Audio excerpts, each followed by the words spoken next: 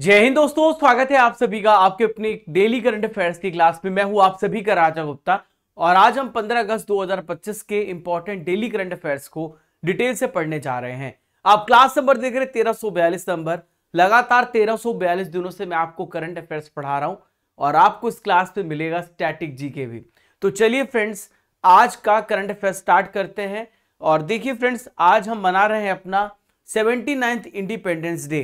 तो आप सभी को स्वतंत्रता दिवस की ढेर सारी शुभकामनाएं।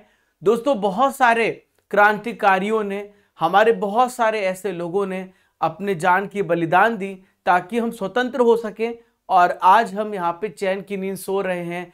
हमारे उन सभी सेना, उन सभी शहीदों को यहाँ पर सलाम, जिन्होंने अपने प्राण को न्यौछावर किया और हमारे सुख चैन के लिए सब कुछ अपना त्याग किया है।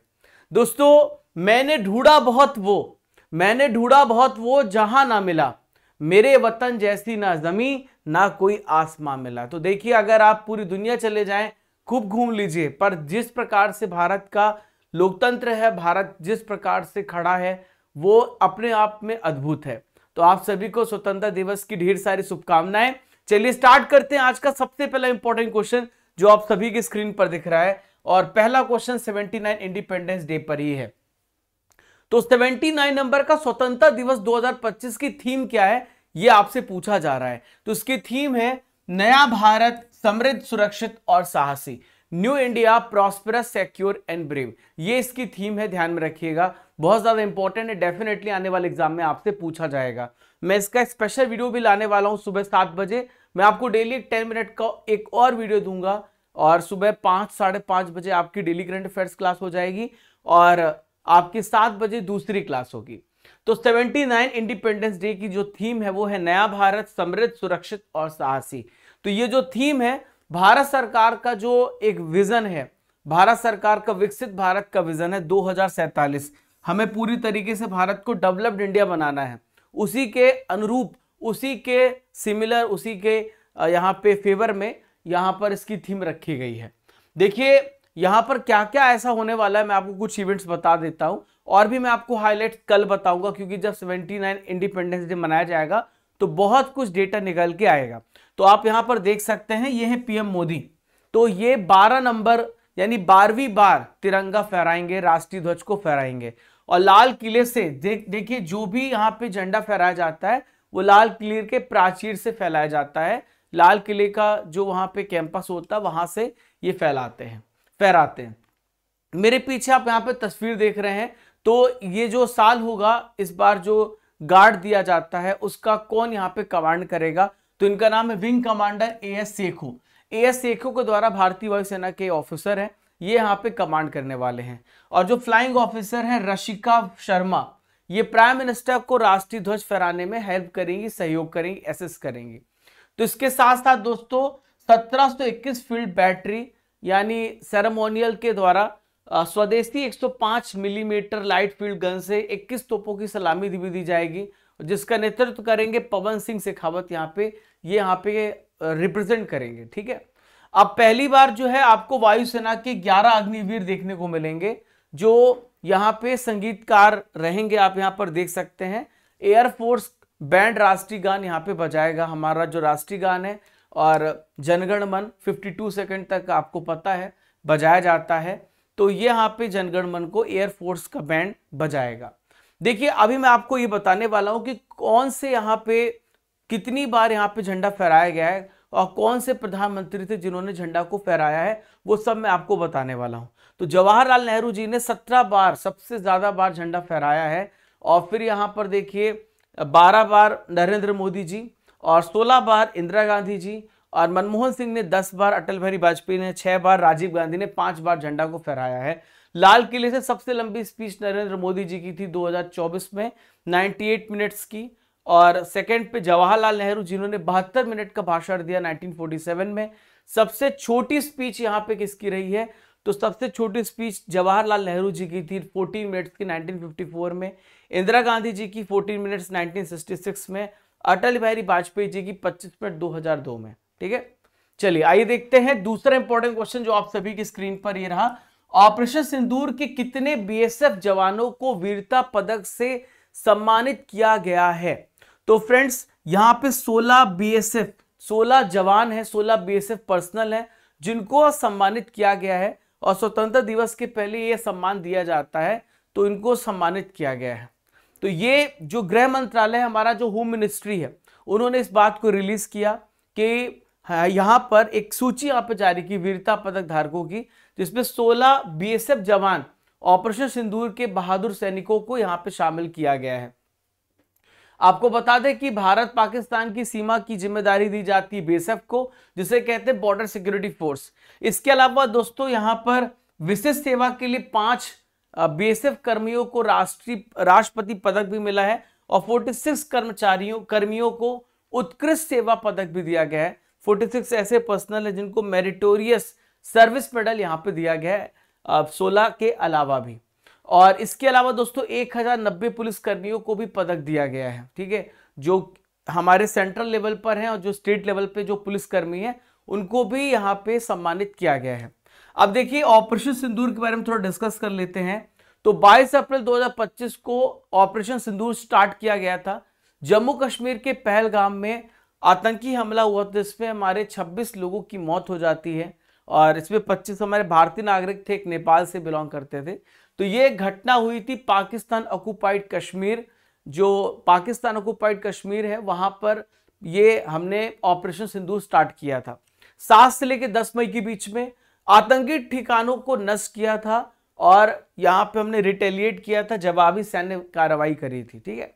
और नेतृत्व किसने किया था? हमारी इंडियन आर्मी, हमारी इंडियन नेवी, हमारी इंडियन एयरफोर्स, ये सब ने मिलकर के अभियान को स्टार्ट किया था। 9 आतंकी अड्डों पर हमने निशाना बनाया था, 11 पाकिस्तानी एयरबेस, 100+ आतंकी मारे गए हैं और यहाँ पे पाकिस्तान को बहुत बड़ा झटका भी लगा था इस हमले के बाद। नेक्स्ट है, किस राज्य सरकार ने हरिजन शब्द पे प्रतिबंध लगा दिया है?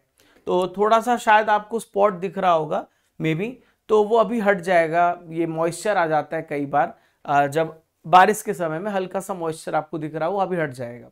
तो हरिजन शब्द का प्रतिबंध लगाया गया है। ओडिशा ने यहाँ पे फैसला किया है कि हरिजन शब्द का इस्तेमाल नहीं किया जाएगा, ठीक है। तो ओडिशा सरकार ने कहा है हरिजन शब्द पर प्रतिबंध लगाया जाएगा। अनुसूचित जाति और जनजाति विकास विभाग और अल्पसंख्यक और पिछड़ा वर्ग का जो कल्याण विभाग है, इन्होंने डिसीजन लिया है कि हरिजन वर्ड का इस्तेमाल नहीं होगा, इसकी जगह पे अनुसूचित जाति का इस्तेमाल होगा, ठीक है। तो जितने भी डिपार्टमेंट होंगे, जितने भी इंस्टीट्यूट होंगे, हरिजन शब्द का प्रयोग बंद करेंगे और केवल जो कॉन्स्टिट्यूशनल वर्ड है वो है अनुसूचित जाति, इसका प्रयोग किया जाएगा। इसके लिए यहाँ पे डायरेक्शन दिया गया है।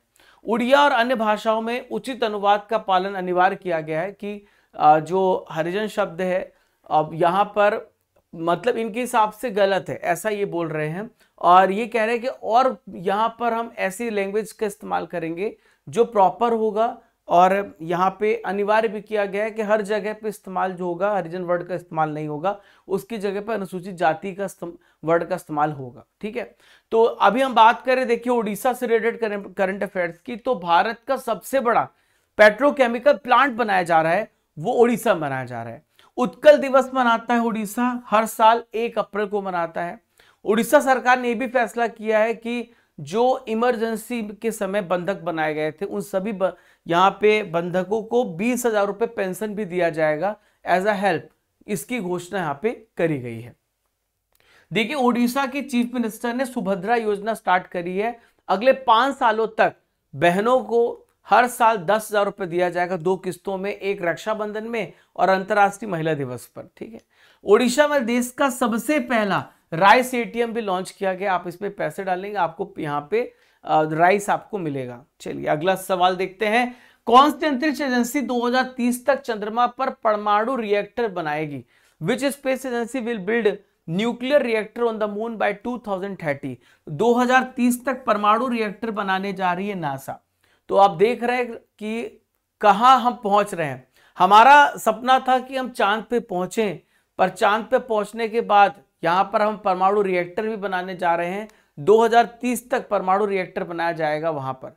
तो ये जो है काम बहुत तेजी से चलेगा और 2030 पे लगभग 100 किलोवाट का रिएक्टर की क्षमता वाला यहाँ पे परमाणु रिएक्टर बनाया जाएगा। और रशिया और चाइना 2035 तक यहाँ पर परमाणु स्टेशन बनाने की योजना बना रहे हैं। रशिया और चाइना भी 2035 तक बनाएंगे, ठीक है। तो यहाँ पर हम बात करें और भी इंपॉर्टेंट करंट अफेयर्स की जो कि आपकी स्पेस से रिलेटेड है, उसको भी पढ़ लेते हैं। तो पहला है देखिए ट्रेसर्स मिशन। तो ट्रेसर्स मिशन लॉन्च किया गया है। तो ट्रेसर्स मिशन के माध्यम से हम अर्थ की मैग्नेटिक फील्ड को स्टडी करेंगे। तो पृथ्वी की चुंबकीय ढाल का अध्ययन करने के लिए ट्रेसर्स मिशन यहाँ पे स्टार्ट किया गया। देखिए रिसेंटली में दोस्तों अभी 30 जुलाई को नासा और इसरो ने मिलकर निसार लॉन्च किया। NASA ISRO synthetic aperture radar mission launch किया है। देखिए स्पेसएक्स ने अंतरराष्ट्रीय स्टेशन के लिए नासा के क्रू 11 मिशन को अभी लॉन्च किया है, ये भी आपको ध्यान में रखना है। देखिए नासा का एक सबसे छोटा उपग्रह, सबसे छोटा सैटेलाइट, इसका नाम है लूनर ट्रेल ब्लेजर। ये यहाँ पे चंद्रमा पे पानी की खोज के लिए काम करेगा।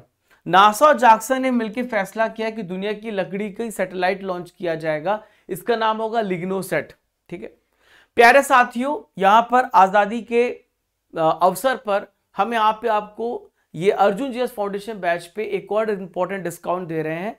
तो ये बैच आपको 599 में अवेलेबल है। आजादी 400 कूपन कोड का यूज करना है। ये 11 विषय मैं आपको पढ़ा रहा हूँ 3 साल की वैधता के साथ। इसके बारे में और भी मैं आपको आगे जानकारी दे दूंगा, आपको क्या क्या इसमें मिलने वाला है। तो आप सभी एप्लीकेशन को डाउनलोड कर लीजिएगा। एप्लीकेशन को डाउनलोड करने के बाद आपको इस क्लास की पीडीएफ यहीं पे मिलेगी, डेली करंट अफेयर्स की। आपको फ्री टेस्ट सीरीज मिलेगा और कोर्सेज एंड पीडीएफ पे अर्जुन जीएस फाउंडेशन बैच मिलेगा, ई बुक्स मिलेंगी आपको, बहुत सारी टेस्ट पास मिलेगा आपको। Raja Gupta current affair Telegram channel को ज्वाइन कर लेना, चैनल को सब्सक्राइब कर देना, शेयर कर देना, ताकि रेगुलरली हमें भी सपोर्ट मिलता रहे आपके द्वारा, और चैनल को फॉलो कर लेना, ठीक है। ये नंबर है, इस नंबर को सेव कर लो। हमारी टीम और हम आपकी हेल्प करेंगे आपकी पढ़ाई पर अगर आपको कोई भी प्रॉब्लम होती है। आइए देखते क्वेश्चन नंबर 5, यूपीएससी का शताब्दी वर्ष कब मनाया जाएगा। यूपीएससी का एक सेंटेनरी ईयर है, तो पूरे 100 साल होने वाले हैं। शताब्दी वर्ष मनाया जाएगा, ये कब से कब तक मनाया जाएगा, ये शताब्दी वर्ष आपसे पूछा जा रहा है, ठीक है। तो ये शताब्दी वर्ष जो है 1 अक्टूबर 2025 से 1 अक्टूबर 2026 तक ये मनाया जाएगा। क्लियर है। तो आप यहां पर देख सकते हैं यूपीएससी की जो शताब्दी वर्ष है वो 1 अक्टूबर 2025 से अभी आने वाला है 1 अक्टूबर 2026 तक मनाया जाएगा। तो भारत की सिविल सेवाओं में जो पारदर्शिता है, सिविल सर्विसेज में जो यहाँ पे ट्रांसपेरेंसी है और मेरिट और निष्पक्षता के 100 सालों का उत्सव यहाँ पे मनाया जाएगा। इसकी यहाँ पर ये थीम रखी गई, उद्देश्य है। अब बात कर लेते हैं दोस्तों यूपीएससी की। तो यूपीएससी का गठन कब हुआ था। यूपीएससी का गठन हुआ 1 अक्टूबर 1926 को। न्यू दिल्ली में आपको इसका हेडक्वार्टर देखने को मिलेगा। अजय कुमार यहाँ पे आईएएस ऑफिसर हैं और इनका जो किस भाग में आपको देखने को मिलेगा यूपीएससी, तो भाग नंबर 14 पे आपको देखने को मिलेगा यूपीएससी के बारे में। 315 से लेकर 323 तक यूपीएससी के बारे में बताया गया है। अनुच्छेद 315 है वो यूपीएससी के गठन के बारे में बात करता है। इसका जो मेन मिनिस्ट्री है जिसके अंतर्गत ये आता है, तो ये आता है ministry of personnel public grievances and pension, और जो इनके अध्यक्ष हैं अजय कुमार जी, इनके अपॉइंटमेंट राष्ट्रपति के द्वारा की जाती है। देखिए हम बात करें यूपीएससी को लेकर के कुछ ऐतिहासिक डेवलपमेंट रहे, उसको भी पढ़ लेते हैं। तो 1923 में दोस्तों ली आयोग के द्वारा सिफारिश रखी गई कि हमारे पास यूपीएससी का ऑर्गेनाइजेशन होना चाहिए जो टॉप ए लेवल और यहाँ पे अदर्स जो ए लेवल की जॉब्स हैं उनकी यहाँ पर रिक्रूटमेंट करेगा। 1926 में पब्लिक सर्विस कमीशन की स्थापना करी गई और इसके पहले अध्यक्ष थे सर रॉस बर्कर। 1937 में इसका नाम बदला फेडरल पब्लिक सर्विस कमीशन किया गया। 1950 में हमारा जब संविधान लागू हुआ इसका नाम यूपीएससी रखा गया, यूनियन पब्लिक सर्विस कमीशन इसका किया गया, ठीक है। चलिए क्वेश्चन नंबर 6 आप सभी की स्क्रीन पर ये रहा। मेरिट योजना को केंद्रीय मंत्रिमंडल के द्वारा मंजूरी दी गई है, इस पर टोटल कितना खर्च आएगा। तो इस पे दोस्तों 4200 करोड़ रुपए यहाँ पे खर्च आएगा, 4200 करोड़ रुपए खर्च आएगा। मेरिट योजना का मतलब होता है multi disciplinary education and research improvement in technical education. तो इसका जो मेन फोकस है वो है एजुकेशन के सिस्टम को और इंप्रूव करना और इसको एडवांस करना, मैकेनाइज करना, ठीक है, उस पर रिसर्च और इनोवेशन को लेके आना। 8 अगस्त 2025 को इसको अप्रूवल मिली है केंद्रीय मंत्रिमंडल के द्वारा। इसमें टोटल 4200 करोड़ रुपए खर्च होगा, ठीक है। तो जो हमने नेशनल एजुकेशन पॉलिसी लागू करी थी 2020 में, तो उस पे हमें टेक्निकल सुधार लाना है शिक्षा में, ये यहाँ पे काम करेगा मेरिट स्कीम। अभी देखिए रिसेंटली में कुछ महत्वपूर्ण योजनाएं लॉन्च हुई, उसकी भी डेट मैं आपको बता देता हूं। तो पीएम विश्वकर्मा योजना 17 सितंबर 2023 को लॉन्च हुई है। पीएम जनमन योजना 15 नवंबर 2023 को, और पीएम सूर्योदय योजना 22 जनवरी 2023 को लॉन्च की गई है। इंपॉर्टेंट केंद्र सरकार की योजना है जो आपसे एग्जाम में पूछी जा सकती है। अगला सवाल है दोस्तों, प्रश्न नंबर 7 आप सभी की स्क्रीन पर आई, देखते हैं। डॉक्टर राम मनोहर लोहिया अस्पताल और अटल बिहारी वाजपेयी आयुर्विज्ञान संस्थान किससे सर्टिफिकेट प्राप्त करने वाला पहला केंद्रीय सरकारी अस्पताल बन गया है? तो ये एनएबीएच के द्वारा यहां पर सर्टिफिकेट प्राप्त करने वाला सबसे पहला गवर्नमेंट हॉस्पिटल बना है।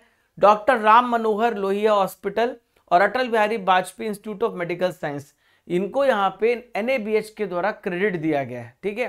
तो आप यहां पर दोनों हॉस्पिटल का नेम आप देख रहे हैं, डॉक्टर राम मनोहर लोहिया अस्पताल आरएमएल और अटल बिहारी वाजपेयी आयुर्विज्ञान संस्थान ABVIMS, ठीक है।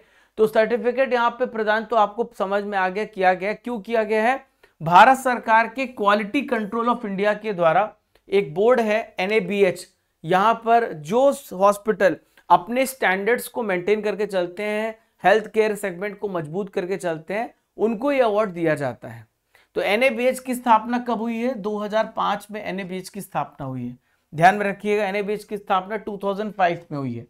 तो यहाँ पर NABH का उद्देश्य यही है, जो हॉस्पिटल्स हैं, हेल्थ केयर है, उसको यहाँ पर क्वालिटी, उसकी स्टैंडर्ड और उसके मानक को तय करना, उसके गुणवत्ता को यहाँ पे निर्धारित करना, इसका मेन फोकस है, ठीक है।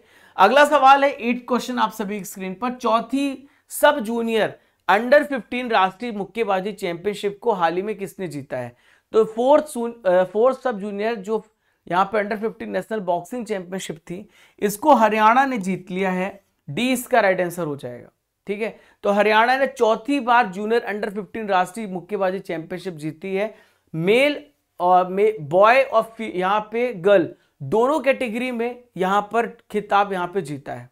तो लड़कों के कैटेगरी में हरियाणा ने 4 गोल्ड, 2 सिल्वर और 6 कांस्य पदक जीते हैं, ठीक है। वहीं पे लड़कियों की कैटेगरी में हरियाणा ने 5 गोल्ड, 4 सिल्वर और 5 यहाँ पे ब्रॉन्ज मेडल जीते हैं। दोनों कैटेगरी में टॉप पे रही है हरियाणा। स्पोर्ट्स करंट अफेयर्स को डिस्कस करते हैं तो रिसेंटली में दोस्तों ICC player of the month यहाँ पे ऑर्गेनाइज किया गया। शुभमन गिल इंडिया की तरफ से और सोफिया डंकले इंग्लैंड की तरफ से best player of the month चुने गए। भारत ने एशियाई अंडर 19 और अंडर 22 बॉक्सिंग चैंपियनशिप में टोटल 27 मेडल जीते हैं। भारत की जो जेवलिन थ्रोअर है अन्नू रानी, मेरे पीछे आप देख रहे हैं, ये पोलैंड में आयोजित की गई थी इंटरनेशनल विस्वाव मैनिक मेमोरियल, इसमें इन्होंने गोल्ड मेडल जीता है। फीफा ने हैदराबाद में महिलाओं के लिए भारत में पहली टैलेंट एकेडमी खोली है।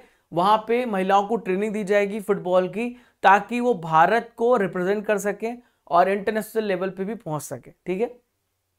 क्वेश्चन नंबर 9 ये रहा, उत्तराखंड सरकार ने जो अग्निवीर रिटायर होंगे उनके लिए कितने % का आरक्षण प्रदान किया है?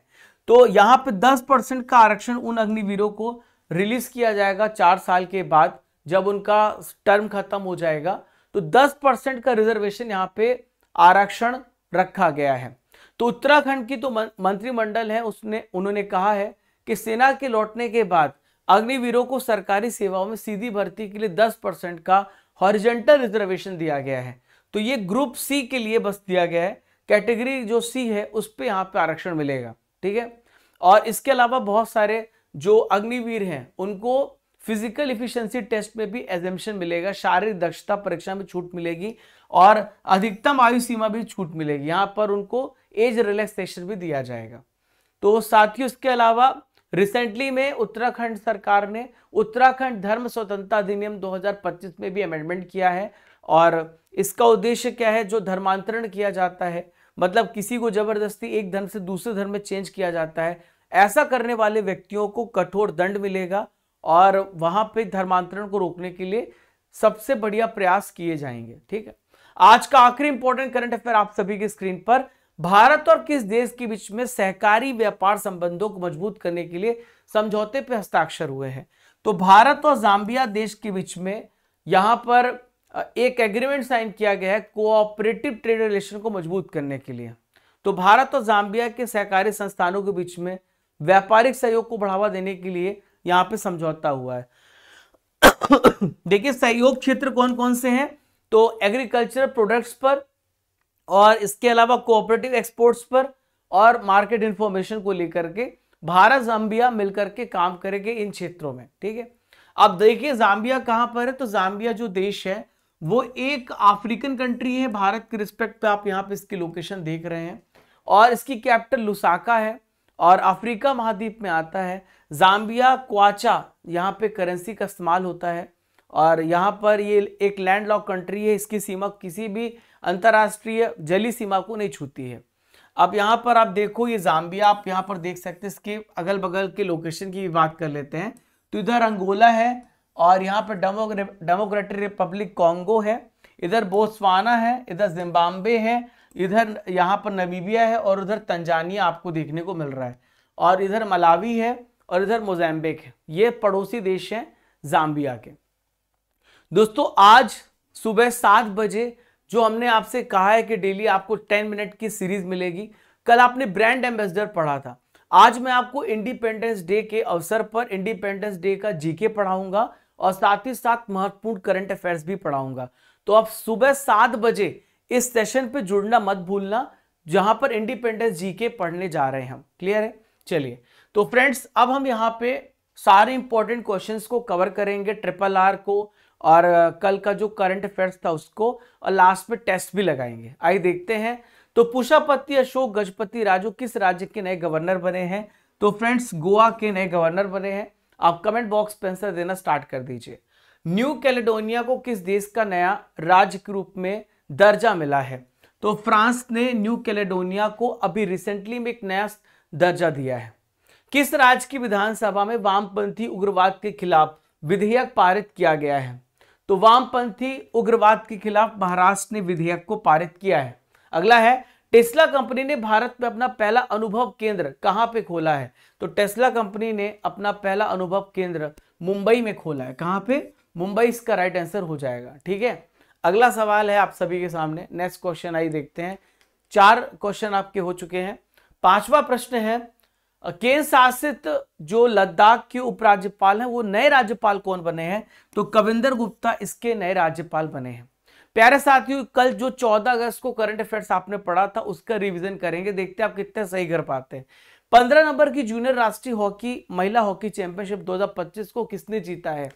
तो 15 नंबर के जूनियर नेशनल हॉकी चैंपियनशिप को झारखंड ने जीता है। बी राइट आंसर होगा। अगला है केंद्रीय कैबिनेट ने भारत सेमीकंडक्टर मिशन के तहत कितने राज्यों में सेमीकंडक्टर परियोजनाओं को मंजूरी दी है? तो उड़ीसा, पंजाब, आंध्र प्रदेश सभी राज्य होगा। बिहार क्रिकेट एसोसिएशन के लोकपाल कौन बने हैं? तो एल नागेश्वर राव इसके लोकपाल बने हैं। सर नेक्स्ट क्वेश्चन आइए देखते हैं। अगला सवाल आप सभी के स्क्रीन पर। संयुक्त राष्ट्र ने 2025 में किस भारतीय पहल को इक्वेटर पुरस्कार सम्मानित किया है? तो इस पहल का नाम है बीबी फातिमा महिला स्वयं सहायता समूह। किस देश ने संयुक्त राष्ट्र महासभा में फिलिस्तीन राज्य को मान्यता देने की घोषणा करी है? तो ऑस्ट्रेलिया ने मान्यता देने की घोषणा करी है। उल्ची फ्रीडम शील्ड सैन्य अभ्यास अमेरिका और किस देश के बीच में हुआ है? तो उल्ची फ्रीडम एक्सरसाइज साउथ कोरिया और अमेरिका के बीच में हुआ है। भारत में किस देश ने जूट उत्पादों की भूमि मार्ग आयात पर प्रतिबंध लगा दिया है? तो भारत ने बांग्लादेश पे बैन लगाया है। अगला है वादा कॉन्स्टिट्यूशन मैटर्स बुक को किसने लिखा है? तो डी.वाई. चंद्रचूड़, धनंजय यशवंत चंद्रचूड़ ने लिखा है। जिला बाढ़ गंभीरता सूचकांक किसने डेवलप किया है? तो IIT दिल्ली और गांधीनगर ने इसे डेवलप किया है। राज्य स्वास्थ्य नियामक उत्कृष्टता सूचकांक श्रेष्ठ का पहल का शुभारंभ किसने किया है? तो पुण्य सलीला श्रीवास्तव ने स्टार्ट किया है। तातो 2 जल विद्युत परियोजना किस राज्य में जैसे हाल ही में केंद्र सरकार को अप्रूवल मिला है? तो अरुणाचल प्रदेश ने यहाँ पे अप्रूवल दिया है। विश्व अंगदान दिवस कब मनाया जाता है? तो 13 अगस्त को हम मनाते हैं, वर्ल्ड ऑर्गन डोनेशन डे। दोस्तों ल्यूसेंट जीके में पीवाईक्यू को डिस्कस करेंगे, जो प्रश्न आपके एग्जाम में आ चुके हैं। देखते हैं आप कितने प्रश्नों को सही कर पाते हैं। इनमें से किस देश के साथ भारत सबसे लंबी अंतरराष्ट्रीय सीमा साझा करता है? तो बांग्लादेश के साथ 4096.6 किलोमीटर की बाउंड्री साझा करता है। वेस्ट बंगाल की बाउंड्री में इनमें से किसको छोड़कर सभी देशों से लगती है? तो वेस्ट बंगाल जो है पाकिस्तान की सीमा को छोड़ के बांग्लादेश, भूटान, नेपाल तीनों देशों से लगती है। मैकमोहन रेखा भारत की विधिक सीमा को निम्न में से किस देश से अलग करती है? तो मैकमोहन रेखा भारत और चाइना को अलग करती है। आज का सवाल है, किस राज्य सरकार ने हरिजन शब्द पर बैन लगाया है? आपको इस प्रश्न का उत्तर कमेंट बॉक्स पे देना है। आपको एक पिक्चर दिख रही है, आपको पहचान करना है पिक्चर किस व्यक्ति की है। प्यारे साथियों, आज अर्जुन जीएस फाउंडेशन बैच में 599 में आपको बैच मिल रहा है और ये आज हम यहाँ पे स्पेशल ऑफर निकाल रहे हैं इंडिपेंडेंस डे के उपलक्ष्य पर। तो आपको ये 11 विषय पढ़ेंगे आप, और हमारे रेगुलर वीडियोस आ रहे हैं, आप देख ही रहे होंगे। तो डेली मैं टेलीग्राम पे पोस्ट कर दे रहा हूं, जहां पर आपको पता चल रहा है कि कौन सा लेक्चर आपका आ रहा है। तो इंडियन ज्योग्राफी को हम आगे खत्म कर रहे हैं और आपकी बायोलॉजी भी चल रही है। आजादी 400 कूपन कोड यूज करिएगा, वैधता 3 वर्ष की है और ये बैच 599 में आपको अवेलेबल है। 400 का कूपन कोड है, तो आप इस नंबर पे कॉल कर लेना। Ancient medieval, modern history, polity, Indian physical, world geography, physics, chemistry, biology और इकोनॉमिक्स, ये सारे विषय आप मेरे द्वारा पढ़ेंगे। और प्यारे साथियों, PDF notes, recorded session, test, ये सब कुछ मिलेगा आपको। ये विषय आपके पूरे 7 से 8 महीने में खत्म होंगे। डेली टाइमिंग 5 to 6 और 1 to 2 PM है। एप्लीकेशन को डाउनलोड करने के बाद कोर्सेज एंड पीडीएफ में चले जाइएगा, जहां पे आपको अर्जुन जीएस फाउंडेशन बैच मिलेगा, वहां पे कूपन कोड यूज करिएगा। इस क्लास की पीडीएफ भी यही मिलेगी, टेस्ट सीरीज भी है, ई बुक्स भी है। और प्यारे साथियों, अभी अमेजन पर और फ्लिपकार्ट पर हमारी सेल्स भी चल रही है हमारी बुक्स की, तो आप इन सभी बुक्स को ऑर्डर भी करिएगा। स्टैटिक जीके की बुक्स है। 4000 प्लस टेस्ट आपको टेस्ट पास में मिलेंगे 49 रुपीज में। हर एग्जाम की तैयारी टेस्ट पास से होगी। और दोस्तों 2024-2025 का 12 महीने का पैकेज भी है मंथली करंट अफेयर्स का, आप उससे जा करके एनरोल कर सकते हैं। 6 महीने की ई बुक भी है 200 MCQ के साथ, आप जनवरी से लेकर जून तक आपको अवेलेबल कराई गई है। इसके अलावा जुलाई महीने की करंट अफेयर्स की मंथली पीडीएफ भी है, आप जा करके डाउनलोड करना। और 1000 static PDF, 1000 current affairs PDF भी आपको मिल जाएगी, जहां पर आपको 1000 करंट अफेयर्स और जीके के टॉपिक पढ़ने का मौका मिलेगा। तो फ्रेंड्स, मिलते हैं सुबह 7 बजे, जहां पर इंडिपेंडेंस जीके भी पढ़ेंगे। तो ये सेशन हम यहीं पे एंड करते हैं। चैनल को फॉलो कर लीजिए, ऐसे अमेजिंग वीडियोस आपको मिलते रहेंगे। जय हिंद, जय भारत। जब तक तोड़ेंगे नहीं तब तक छोड़ेंगे नहीं।